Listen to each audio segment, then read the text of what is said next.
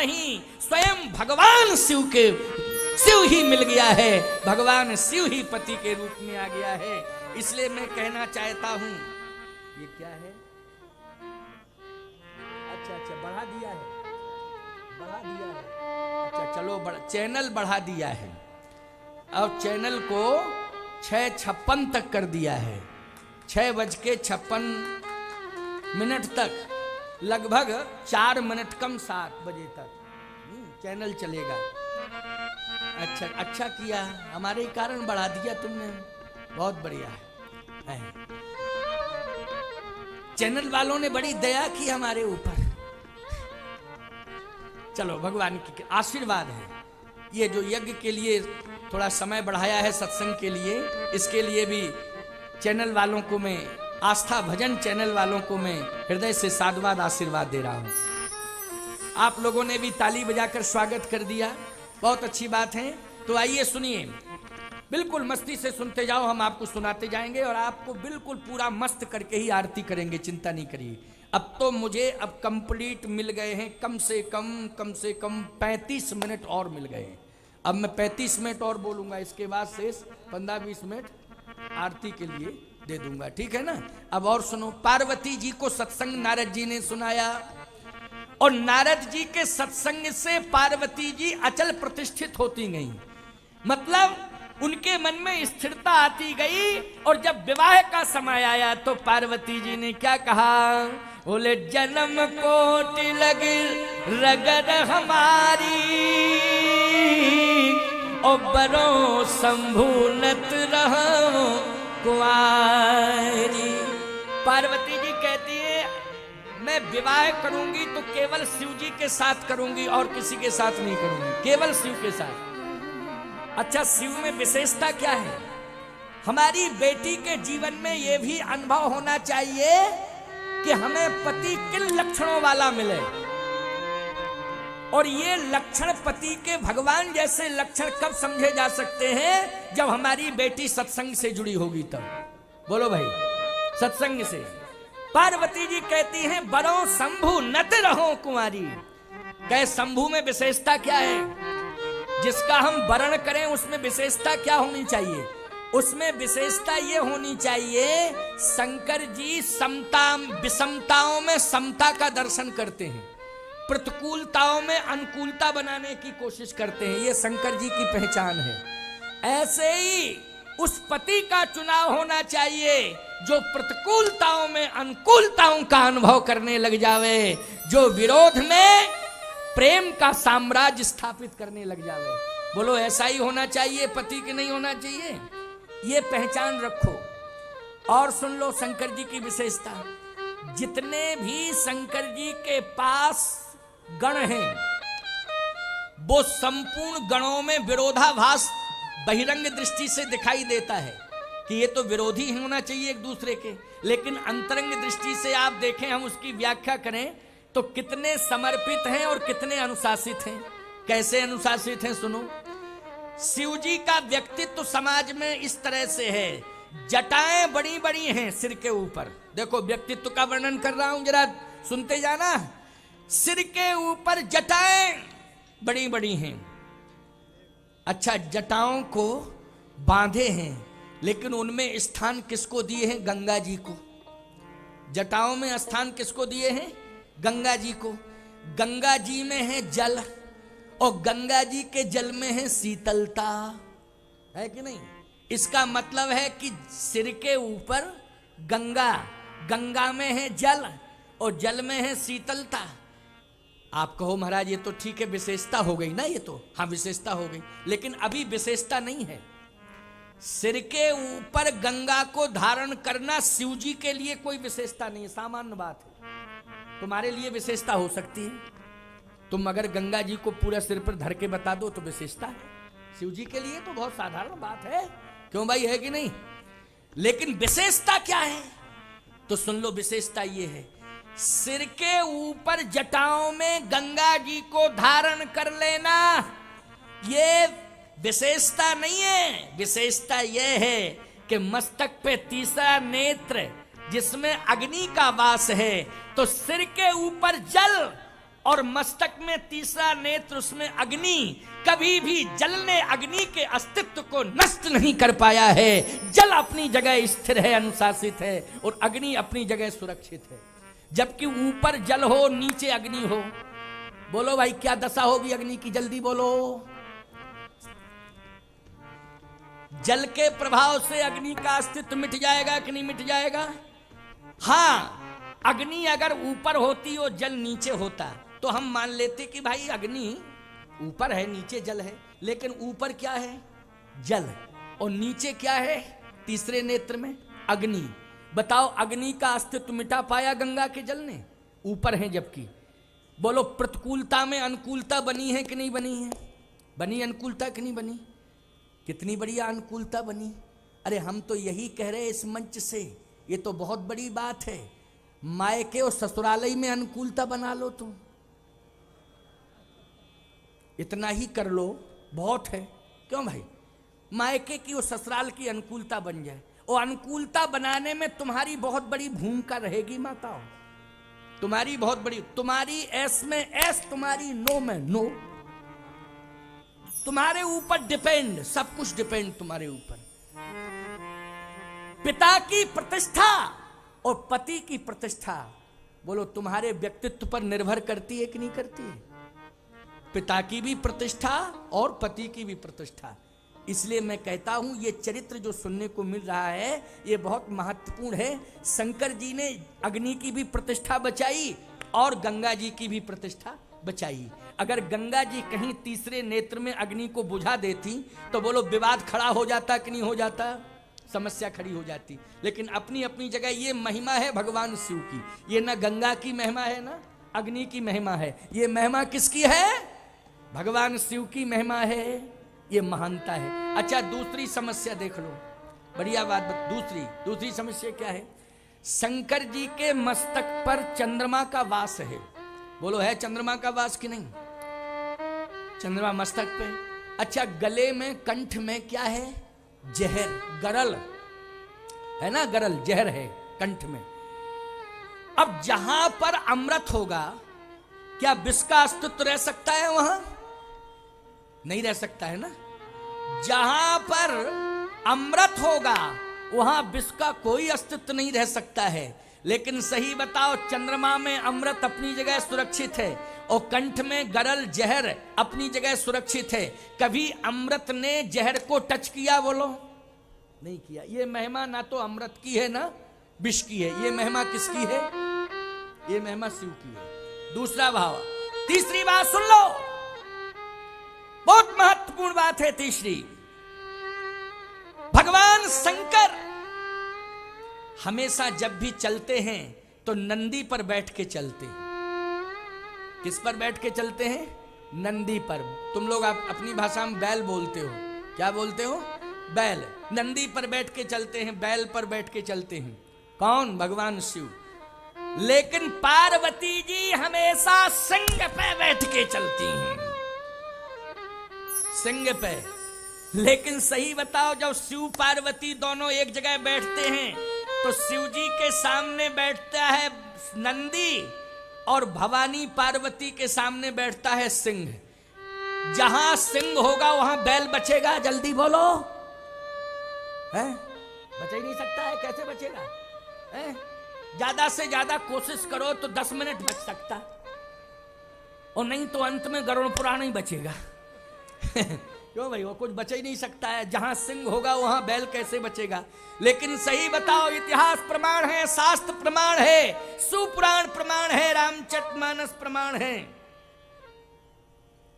कह तो दिया है मैंने, क्या है? इधर आओ, डायरेक्ट बोलो, डायरेक्ट, इनडायरेक्ट नहीं। इधर आओ, क्या बात है? 656 तक मैंने बोल तो दिया। 656 तक चलेगा, चलेगा, चलेगा। चैनल से प्रसारण चलेगा 656 तक। यही तो घोषणा पहले भी कर दी, अभी भी कर रहा हूँ।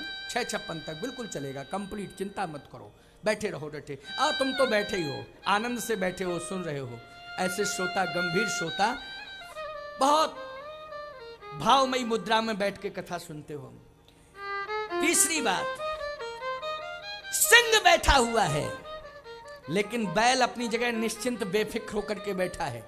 कभी सिंह ने, पार्वती जी के वाहन सिंह ने नंदी बैल के ऊपर आक्रमण किया? नहीं किया।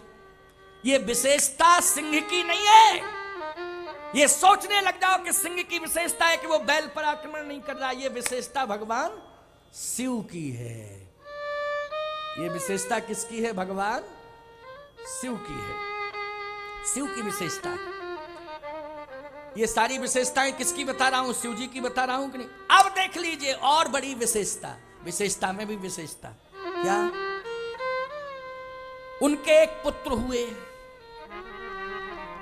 उनका नाम है कार्तिकेय।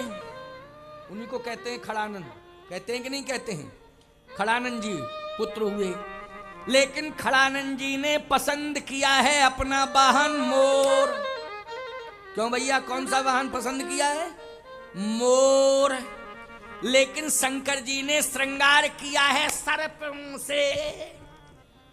शंकर जी ने श्रृंगार किससे किया है? सर्पों से। बोलो किया कि नहीं किया? जहां पर मोर होगा वहां सर्प बच सकता है? जल्दी बोलो। है? आपने कहा नहीं बच सकता, लेकिन एक और सर्प को डिस्टर्ब किया मोर ने। बोलो। इसमें विशेषता ना मोर की है ना कार्तिकेय जी की है, विशेषता भगवान शंकर की है प्यारे। इसलिए ये है शंकर का विष्णु। और सुन लीजिए, और सुन लो, बहुत बढ़िया बात बता रहे हैं। सुनते चले जाओ। तुम तो, हम तो सुनाने के लिए बैठे हैं, तुम सुनने के लिए सुनते जाओ बहुत मस्ती से। दूसरे पुत्र हुए भगवान गणेश जी। गणेश जी से कहा कौन सा वाहन लावें तुम्हारे लिए? बताओ बेटा, कौन सा वाहन पसंद करोगे? हैं? फॉर्च्यूनर कि Innova? Innova, Pajero? Ganesh ji बोले नहीं नहीं नहीं नहीं पिताश्री, ये सब तो कौन सा? बताओ बताओ बेटा, तुम जो डिमांड करो हम देने के लिए तैयार हैं। कहा हमें तो चूहा चाहिए। चूहा? क्या चाहिए? चूहा। ईमानदारी से बताओ, भगवान गणेश जी ने वाहन कौन सा पसंद किया? चूहा को। लेकिन जैसे चूहा आया तो चूहा कहता है कि मेरी जिंदगी निर्भीक हो गई। क्यों? अरे तू सबसे ज्यादा भयभीत कहां रहता है और किससे रहता है? चूहा कहता है सबसे ज्यादा भय लगता है सर्प से। लेकिन यहां तो सर्पों के बीच में तू बैठा है, अब तुझे भय नहीं लग रहा है? क्यों भैया, सबसे ज्यादा भय चूहे को किससे लगता है? सर्प से। सर्प का सुंदर प्रिय आहार नाश्ता चूहा है। चूहा मिल जाए, जैसे तुमको रसगुल्ला मिल जाए तो कितनी जल्दी खाते हो, ऐसे ही सर्प को चूहा मिल जाए तो तुरंत पसंद करता है, बहुत टेस्टी लगता है उसको। सर्प को चूहा क्यों लगता है, अब तुम लोग पूछना, हम क्या बता रहे हैं, है ना? वो बहुत पसंद करता है। आपको मालूम होना चाहिए,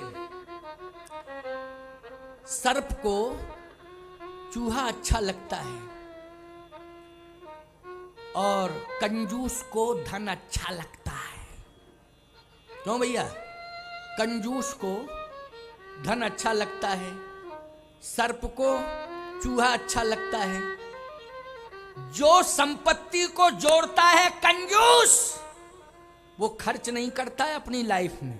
फिर बोले जोरत जोरत सूमा मर गो, मजा चखा खरचंगा ने। क्यों भाई? सूम कंजूस जोड़ते जोड़ते मर गया, लेकिन खर्च करने वाली औलाद ने बोलो मजा लिया कि नहीं लिया? मजा है। जोरत जोरत सूमा मर गो, मजा चखा खरचंगा ने। खोदत खोदत चूहा मर गो, मजा चखा सरपंगा ने। खोदत चूहा मर गो मजा चखा सर पंगा ने। सांप, सरपंगा मानी सांप। अच्छा बोलो भाई, सांप ने कभी अपनी जिंदगी में घर बनाया अपना? नहीं बनाया। आतंकवादी कभी मकान नहीं बनाते, बने हुए में घुस जाते। वो कहते हैं हमको क्या जरूरत है बनाने बनाने की, है बने बनाए में घुसेंगे सीधे। ऐसे ही सर्प जो है कभी भी अपना घर नहीं बनाता, जिसको बिल कहते हैं, वो सीधा घुस जाता है। घर कौन बनाता है? चूहा बढ़िया बनाता है, फर्स्ट क्लास, और बना के बैठ जाता है। और सर्प आता है और सीधा घुसता है, तो चूहा कहता है स्वागतम महाभागा, आपका स्वागत है, मकान भी हैंडओवर और भोजन भी तैयार, लो पाओ, भूखे होगे आओ। और ये सारा का सारा रजिस्ट्री आपके नाम कर रहे हैं इसकी। बोलो भाई, तो सर्प जो है चूहे को ग्रास भी बना लेता है और उसके घर पर भी कब्जा कर लेता है। लेकिन मैं आपसे पूछना चाहता हूं, आज सर्प अपनी जगह है और सर्पों के समीप में चूहा खेल रहा है। बोलो खेल रहा है कि नहीं? क्योंकि भगवान शंकर के दूसरे पुत्र हैं श्री गणेश भगवान, गणेश जी, और गणेश जी के बगल में चूहा आनंद ले रहा है। ये विशेषता सर्प की नहीं है, ये विशेषता भगवान शंकर की है प्यारे, कि जहां सर्प और चूहा दोनों एक साथ रह रहे हैं। ये विशेषता किसकी है? शिव जी की है। बैल और सिंह ये दोनों एक साथ रह रहे हैं। अमृत और विष ये दोनों एक साथ रह रहे हैं। अग्नि और जल ये दोनों एक साथ रह रहे हैं। बोलो रह रहे हैं कि नहीं? ये विशेषता किसकी है? भगवान शंकर की है। इसलिए मैं कहता हूं शंकर जैसा महान दुनिया में कौन हो सकता है प्यारे, हैं? शंकर जैसा महान कौन हो सकता है? विश्वनाथ ममो नाथ पुरारी, उत्तर भुवन महिमा विदित तुम्हारी। ऐसे महान व्यक्तित्व का वर्ण करना चाहती हैं कौन? पार्वती जी। इसलिए जन्म कोट लग रगर हमारी, ओ बरो शंभु नत रहो कुंवारी। इसलिए मैं विवाह करूंगी तो केवल शिव जी के साथ, वरना मैं ऐसी ही रह जाऊंगी, कुंवारी रह जाऊंगी, विवाह नहीं करूंगी। ये चैन किसके माध्यम से ये ज्ञान हुआ? सत्संग के माध्यम से। सत्संग किसने दिया था? नारद जी ने दिया था। मैं एक बात कहता हूं, ये स्वर्णिम अवसर मिला है आप सबको सत्संग सुनने के लिए, परिवार के साथ सत्संग सुनने के लिए आइए। और एक स्वर्णिम अवसर और इसमें जुड़ गया है कि आस्था भजन चैनल के माध्यम से पूरा विश्व इस कथा को सुन रहा है, यज्ञ का दर्शन कर रहा है, सत्संग का लाभ प्राप्त कर रहा है। ये भगवान की बहुत बड़ी कृपा हो गई तुम सबके ऊपर। तो पार्वती जी ने जैसे ये प्रतिज्ञा की तो हिमांचल जी सोचने लगे कि शंकर जी से बात कौन करे। नारद जी आए, बड़ी अच्छी बात है, नारद जी आए। और जैसे ही नारद जी आए तो शंकर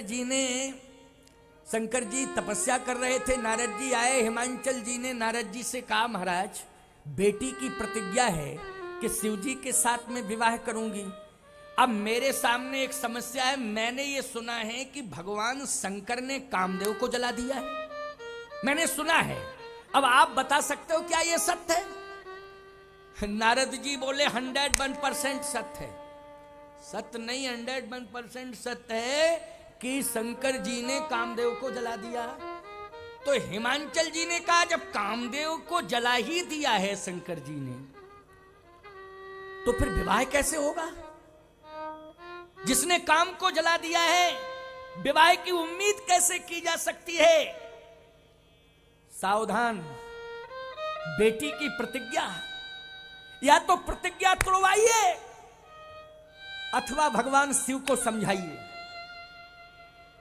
या तो बेटी की प्रतिज्ञा तोड़वाओ या फिर शंकर जी को समझाओ, क्यों भाई, दो में से एक काम करना पड़ेगा कि नहीं? नारद जी बोले प्रतिज्ञा तो टूट नहीं सकती है, प्रतिज्ञा की है तो की है, टूट नहीं सकती। फिर जा रहे हो काम महेश। नारद जी ने कहा सुनो, भगवान सामर्थवान है। कौन है सामर्थवान? भगवान सामर्थवान है। जो चेतन को जड़ करे और जड़ाई करे चेतन। लो, जड़ को चेतन और चेतन को जड़, ये किसमें सामर्थ्य है? ये महात्मा बैठे, इनसे पूछ लेता हूं सही है कि गलत है। कहे नहीं महाराज सही है। हाँ। प्रजातंत्र है, स्वतंत्र भारत है, हम क्या बिगाड़ लेंगे इनका? लेकिन नहीं, सही बात है। जो चेतन का जड़ करे जड़े करे चेतन, ये समर्थ किसमें है? भगवान में है समर्थ। इसलिए चिंता मत करो, पार्वती जी का विवाह है, तुम्हें चिंता करने की जरूरत नहीं है। फिर का इनका विवाह भगवान पर छोड़ दो। अब तुम लोगों को क्या शिक्षा मिली? तुम सभी को यह शिक्षा मिली कि जिसके घर में बेटी का जन्म हो जाए वो चिंता ना करे, बेटी के विवाह को भगवान पर छोड़ दे कि भगवान आप ही संभालोगे। तो बोलो भाई, जो चेतन का जड़ करे जड़े करे चेतन, ये सामर्थ्य भगवान में है। भगवान पूरा करेंगे कि नहीं करेंगे? और बोलो, पार्वती जी के विवाह को संपन्न करने में स्वयं कौन आगे आया? भूमिका किसने निभाई? संपन्नता की भूमिका किसने निभाई? स्वयं नारायण ने, नारायण ने निभाई। प्रमाण क्या है? रामायण का दोहा प्रमाण है। क्या? मम बिनती अब सुनहु शिव, मम बिनती अब सुनहु शिव, जो मो पर निज ने। लेकिन प्रयास जारी रहना चाहिए। कोई पिता ये न सोच ले कि जगत गुरु जी ने इस मंच से कह दिया है कि चिंता करने की जरूरत नहीं है, भगवान पर छोड़ दो। अरे भगवान पर छोड़ना चाहिए, चिंता नहीं करनी चाहिए। लेकिन बेटी के विवाह में बाप को सतत चिंतनशील बना रहना चाहिए, तो भगवान अवश्य ही कृपा करते हैं। चिंतनशील बना रहना चाहिए, चिंतन तो बराबर करते रहना चाहिए। हिमांचल जी का चिंतन चल रहा है और मध्यस्थता नारद जी स्वयं जाकर के नारायण से प्रार्थना करते हैं और फिर नारायण ने पूरा विवाह अपने ऊपर ले लिया। बोलो, ले लिया कि नहीं ले लिया? बीच का काम जरूर किया है नारद जी ने, लेकिन भगवान ने पूरा विवाह पार्वती जी का अपने ऊपर ले लिया है। और जाकर के भगवान शिव से प्रार्थना की, मम बिनती अब सुनो शिव, जो मो पर निज ने।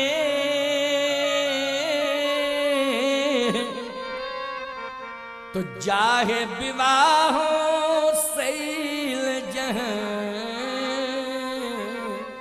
यह मोहि मांगे दे। जाए विवाह शैल जहां, यह मोहि मांगे देव। जाए विवाह शैल जा, यह शैल जहां, यही मोहि मांगे देव। प्रार्थना कौन कर रहा है? भगवान स्वयं नारायण। आदेश भी दे रहा है, प्रार्थना भी कर रहा है। भगवान शंकर ने कहा, वैसे तो हम किसी की बात नहीं मानते, लेकिन जब आप ही कह रहे, डायरेक्ट हाई कमान कह रहा है, तो हमको तो मानना पड़ेगा। क्यों भाई? मानना पड़ेगा। इसलिए आप कह रहे हैं तो अब तो हम जरूर मानेंगे, लेकिन एक प्रार्थना है। क्या? जा रहे हो काम महेश, आपको पता है कि मैंने काम को जला के भस्मीभूत कर दिया है। धोखा नहीं होना चाहिए किसी परिवार के साथ। आपसे मेरी प्रार्थना है, नारद जी पीछे खड़े हैं, उनको थोड़ा फ्रंट पर लाओ जरा जल्दी। पीछे क्यों खड़े हैं नारद जी? फ्रंट पर लाओ। शंकर जी ने कहा आगे आइए नारद जी। नारद जी आगे आए। जाकर के कह दो कि काम को जला दिया है। धोखा नहीं रहना चाहिए। विवाह नारायण की इच्छा से, उनकी आज्ञा से करूंगा, लेकिन क्या है? लेकिन यह है कि मैं वंश वृद्धि के लिए विवाह नहीं करूंगा, आज्ञा को श्रोधार्य करके विवाह करूंगा, लेकिन वंश वृद्धि के लिए विवाह नहीं करूंगा। नारद जी ने जाकर के यह बात सुनाई। हिमांचल जी ने कहा, देखो बेटी और बाप के बीच में एक मर्यादा होती है बोलने की। बेटी की मां स्वतंत्र है, वो बेटी से बात कर सकती है, लेकिन नारद जी तुम गुरु हो, गुरु और शिष्य के मध्य में भी गुरु स्वतंत्र है शिष्य के सामने बोलने में। क्यों भाई? गुरु स्वतंत्र है क्योंकि गुरु भगवान होता है, लेकिन बाप और बेटी के मध्य में मर्यादा मेंटेन रहती है। माँ बेटी के मध्य में माँ बोल सकती है बेटी से, बेटी माँ से बोल सकती है, गुरु शिष्य से बोल सकता है, शिष्य गुरु से बोल सकता है, चाहे वह पुरुष की भूमिका में शिष्य हो चाहे नारी की भूमिका में शिष्य हो। क्यों भाई? बोल सकता है। नारद जी ने कहा आपको सोचने की जरूरत नहीं है, मैं स्वयं बात करूंगा। नारद जी ने स्पष्ट रूप से पार्वती जी से कहा। तो पार्वती जी ने कहा, नारद जी मेरी भी तो प्रतिज्ञा है। क्या? जगत में जिसका संबंध काम से है, पार्वती उससे कोसों दूर है। जगत में जिसका संबंध काम से है, पार्वती कोसों दूर है उससे। लेकिन जगत में जिसका संबंध राम से है, पार्वती उसी के चरणों की दासी है, उसी के चरणों की सेविका है, चरण सेव्या है, उसी के श्री चरणों में अपनी जिंदगी का पूर्ण समर्पण करेगी। जिसका जीवन काम से दूर हो गया और राम से जुड़ गया। पहले ये बताइए कि जहां मेरा विवाह हो रहा है इस समय वो शिव कर क्या रहे हैं? कर क्या रहे हैं? मैंने प्रतिज्ञा तो की उनके वर्ण की, लेकिन वो करते क्या हैं आप बताइए। नारद जी कहते हैं, वो तो तुम पुनि राम राम दिन राती, और सादर जपहु अनंग अराती। रात दिन राम राम राम राम राम राम जपते रहते, यही करते। बस कहा मैं उन्हीं को प्रणाम करती हूं और मैं उन्हीं का वर्ण करूंगी। तो बोलो भाई, उन्हीं का वर्ण करूंगी, उन्हीं को प्रणाम करूंगी। संकल्प हो गया। अब सोचिए जरा, भगवान राम की इच्छा से, नारायण की इच्छा से, ईश्वर की इच्छा से सब कुछ होता है। होता है कि नहीं होता है? जीव निमित्त है, जीव निमित्त है, लेकिन ईश्वर की इच्छा से ही सब कुछ होता है। यहां तो नारद जी निमित्त बन गए, हिमांचल जी निमित्त बन गए, मैना जी निमित्त बन गई, लेकिन सही बताओ किसकी इच्छा से विवाह हुआ शिव पार्वती का? भगवान नारायण की इच्छा से, परमात्मा की इच्छा से हुआ। भगवान शंकर ने अपना स्पष्ट बयान दे दिया, स्पष्टीकरण हो गया। भगवान ने कहा, शिव जी मैं एक निवेदन और कर रहा हूं आपसे। विवाह की तिथि मैं निश्चित कर रहा हूं। शंकर जी ने कहा, विवाह की तिथि निश्चित आप जरूर करें, लेकिन पहले व्यवस्था के बारे में विचार कर लें, क्योंकि मैं दूल्हा ही दूल्हा हूं, मां की व्यवस्था कुछ नहीं है। अच्छा एक बात बताओ, विवाह में बेटा बेटी के विवाह में माता पिता व्यवस्था संभालते हैं, संभालते कि नहीं? और माता पिता जिनके नहीं होते हैं तो पड़ोसी रिश्तेदार, क्यों भैया, रिश्तेदार पड़ोसी कोई ना कोई तो आगे आता, गांव वाले आते हैं, कोई ना कोई आता है नहीं? लेकिन मैं आपसे ये पूछ रहा हूं, कैलाश पर्वत की बोटल लिस्ट उठाओ, कितने लोग रहते हैं वहां? है एक शंकर जी के अलावा? बता दो जरा जल्दी। वहां तो खगमृग जीव जंतु था नहीं। ये चौपाई भले ही जो है गौतम ऋषि के आश्रम की है, लेकिन वहां तो पशु पक्षियों का अभाव है। पशुओं में केवल पशु संस्कृति में नंदी बाबा जी रहे हैं, और पक्षी संस्कृति में सुखदेव जी हैं। क्यों भाई? बस तो सुखदेव जी भगवान हैं, नंदी भी भगवान हैं। इनको हम ना तो पशु मानते हैं ना पक्षी मानते हैं। बोलो नहीं मानते हैं। हम नंदी को पशु नहीं कह सकते हैं, हम सुखदेव जी को पक्षी नहीं कह सकते हैं, ये तो भगवान है। लेकिन सही बताओ, कैलाश पर्वत पर शिव का वास है।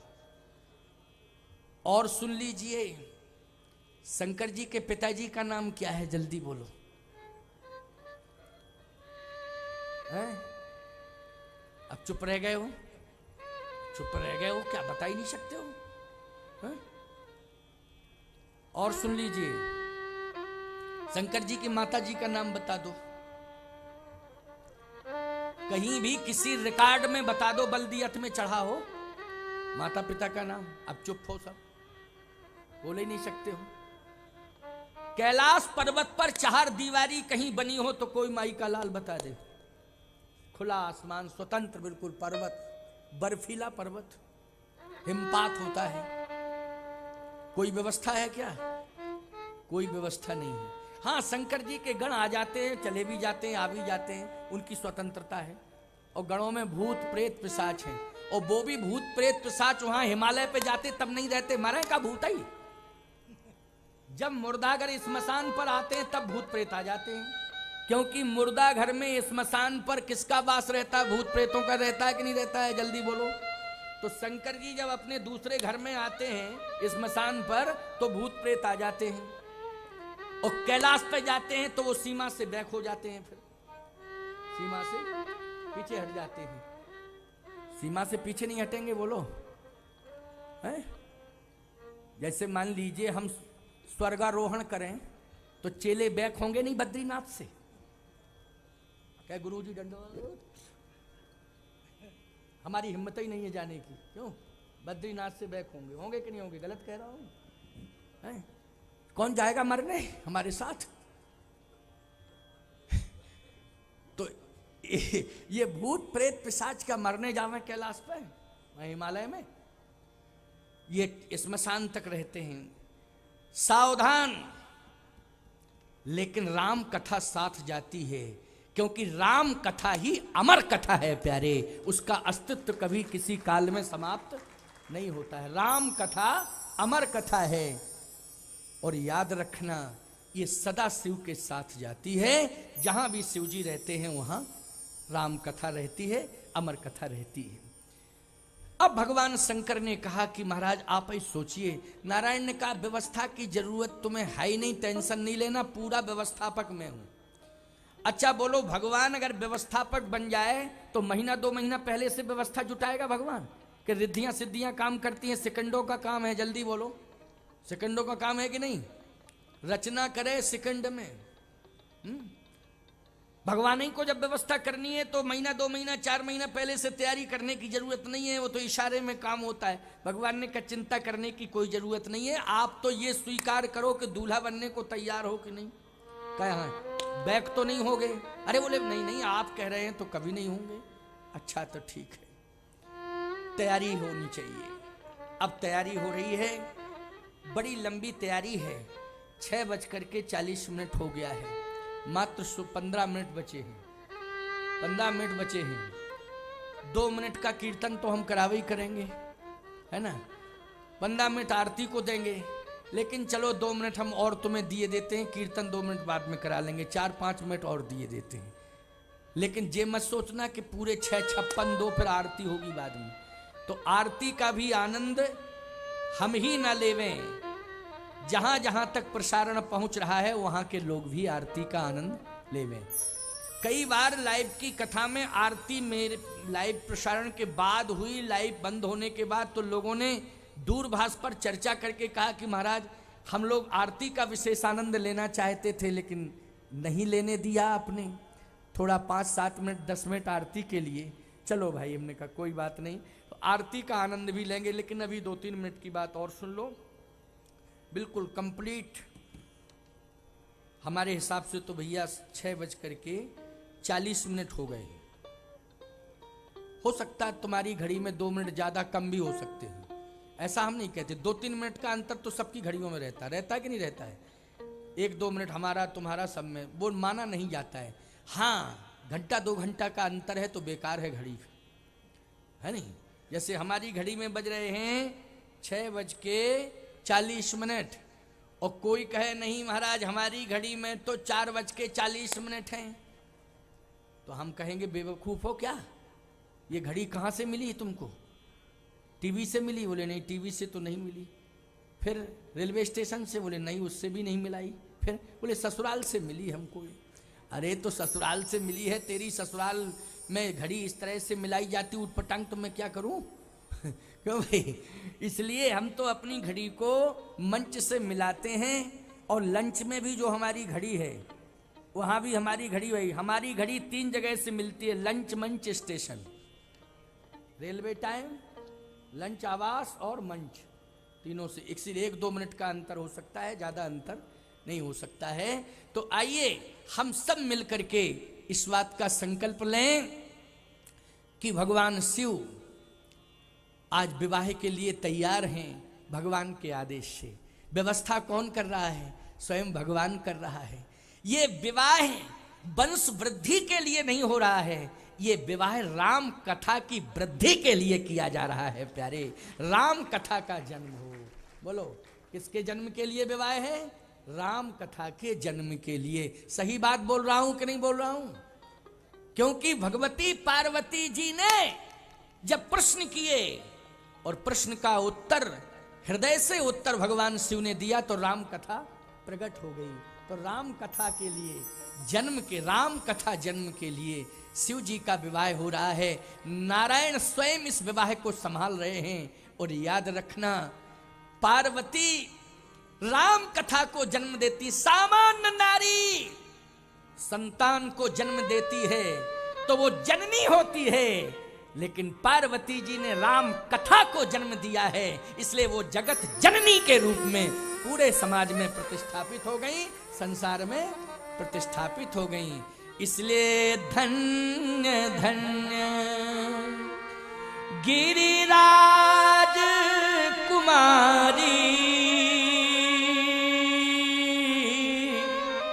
और तुम समान नहीं को पुकारी। पूछे रघुपति कथा प्रसंगा, उस सकल लोक जग पावनी गंगा। सकल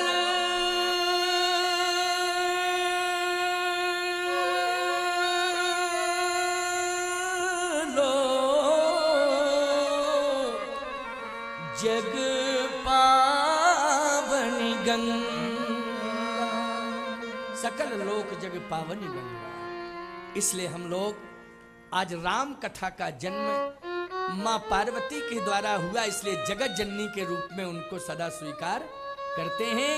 और वो